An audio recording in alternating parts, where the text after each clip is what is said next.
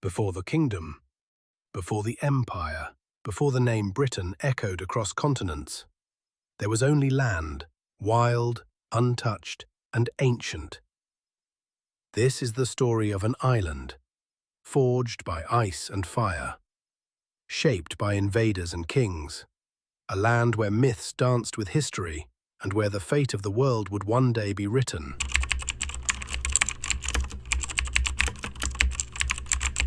Long before the Romans, before the Celts even, Britain was just an island carved by the last ice age.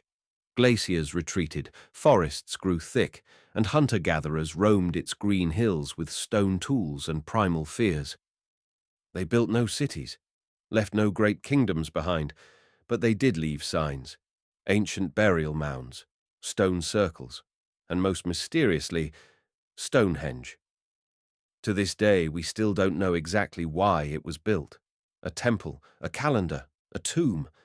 But its stones, each weighing over 20 tons, travelled more than 150 miles from Wales, without wheels.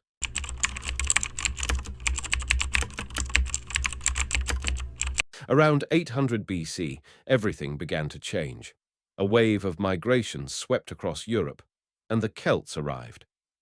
With their iron weapons, rich oral traditions, and mysterious druids, the Celts brought culture, warfare, and identity. They believed in gods of the forest, rivers, and sky. They worshipped oak trees and feared the otherworld, a shadowy realm beyond life. But they weren't one people. The Celts were many tribes, scattered, proud, and fiercely independent. They built hill forts, fought each other as much as outsiders, but their greatest test was still to come. From across the sea, the greatest empire the world had ever known was watching, and Rome never watched for long. Julius Caesar had tried to conquer the island twice and failed, but in the year 43 AD, the Romans came back with an army.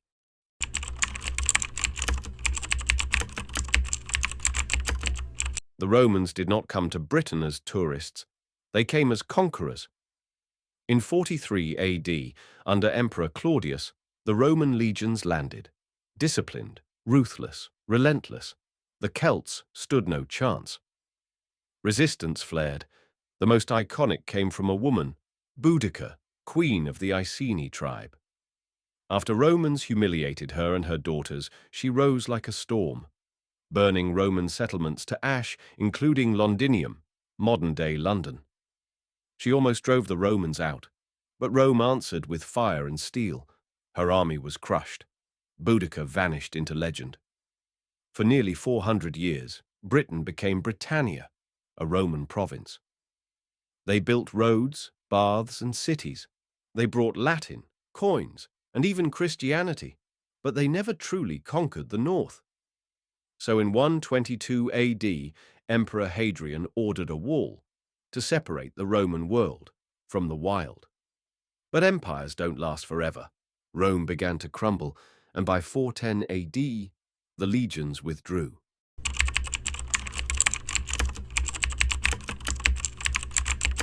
With Rome gone, darkness fell.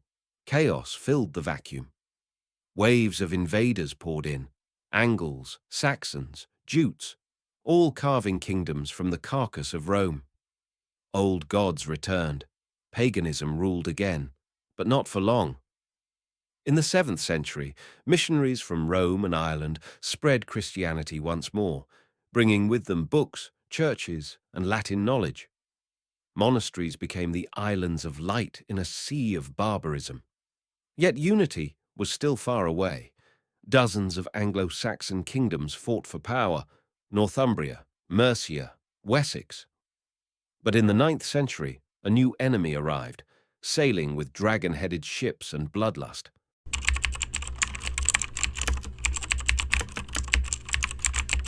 They came from the cold, savage north, the Vikings.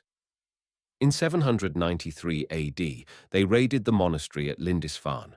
It was only the beginning. For over a century, Norsemen raided, burned, and settled. Large parts of England became the Danelaw, ruled by Viking law. But one king fought back, Alfred of Wessex.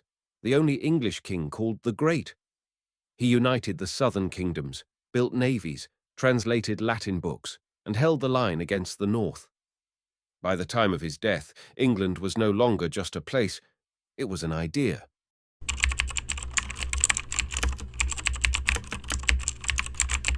But unity invites ambition, and across the Channel, a duke was watching. His name, William of Normandy. His claim, the English crown. In 1066, King Edward the Confessor died with no clear heir. A power struggle began. William invaded with thousands. At the Battle of Hastings, he faced Harold Godwinson, the last Anglo-Saxon king. William won. And with him came a new language, new castles, and a new nobility. French merged with Anglo-Saxon, giving birth to modern English. The feudal system spread. Castles rose. The monarchy took shape. This was not just a conquest. It was the birth of medieval England.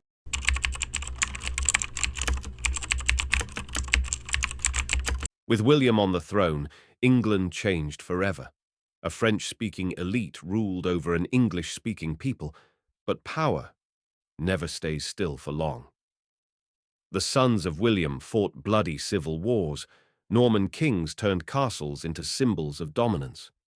Then came Henry II, ambitious, ruthless, brilliant. He ruled more of France than the French king himself. But his reign was marred by tragedy. A quarrel with his former friend, Thomas Becket, Archbishop of Canterbury, led to Becket's murder inside the cathedral. The church never forgot, and neither did the people. Then came Richard the Lionheart, a warrior king more legend than ruler. He spent most of his reign on crusade, fighting in the Holy Land, while his brother John plotted. John became king after Richard's death, and almost lost everything. He taxed the barons dry, failed in war, and in 1215 they forced his hand. At Runnymede, beside the River Thames, King John sealed the Magna Carta, a document that changed history. It limited royal power, protected the nobles, and planted the seeds of modern democracy. England was no longer just a monarchy. It was becoming a nation of law.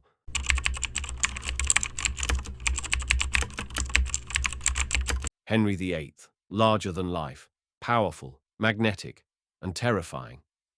He was a Renaissance prince, a skilled musician, a warrior, and a man obsessed with legacy. He married 6 times.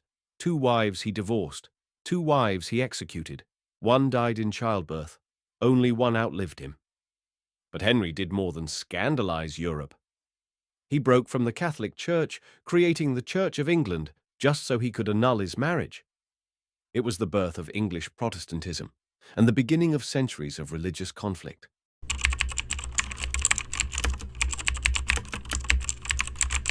When Henry died, his children ruled in turn. Edward, then Mary, Bloody Mary, a Catholic who burned Protestants at the stake. But then came Elizabeth I. She was brilliant, cunning, and never married. They called her the Virgin Queen. Under her reign, England flourished. Shakespeare wrote his plays. Explorers crossed oceans, and the Spanish Armada was crushed. It was the Golden Age, and England had become a true power.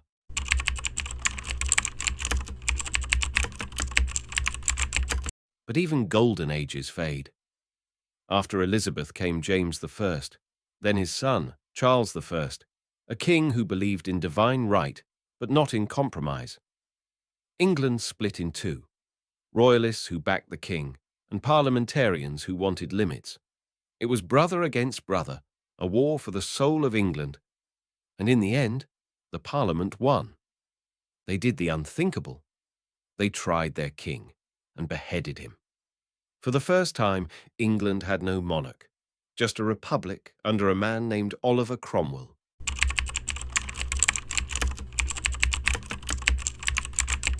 But the 1600s were far from merry.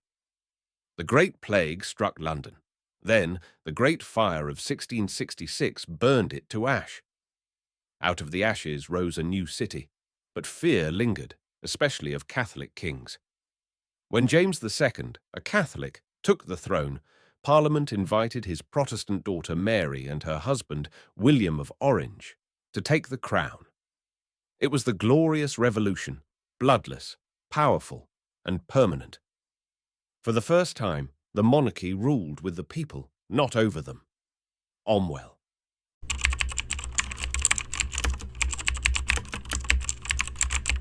In the 1700s, Britain changed again, from an island nation into a global empire. Trade, industry, naval dominance, the sun truly never set on the British Empire. But with empire came contradiction, wealth and innovation for some, slavery, oppression, and rebellion for others. Yet back home, ideas of freedom and reason took root. The Enlightenment reshaped science, philosophy, and politics. And across the Atlantic, 13 colonies would break free, inspired by these very ideals.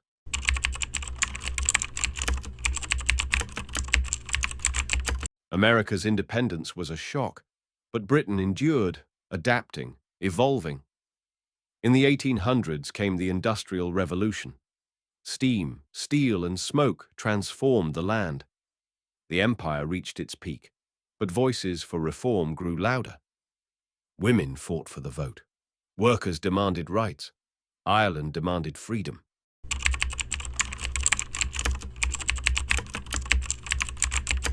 The 20th century brought global war twice. Britain stood alone against Hitler, then stood victorious. But victory came at a cost. The empire faded. Nations broke away. India, Africa, the Caribbean.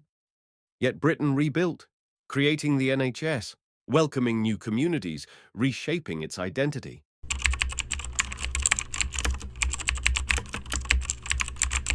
From Caesar's invasion to Brexit, from stone castles to satellites, Britain has changed again and again.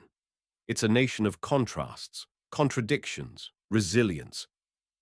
Not just an island, but a story, still being written.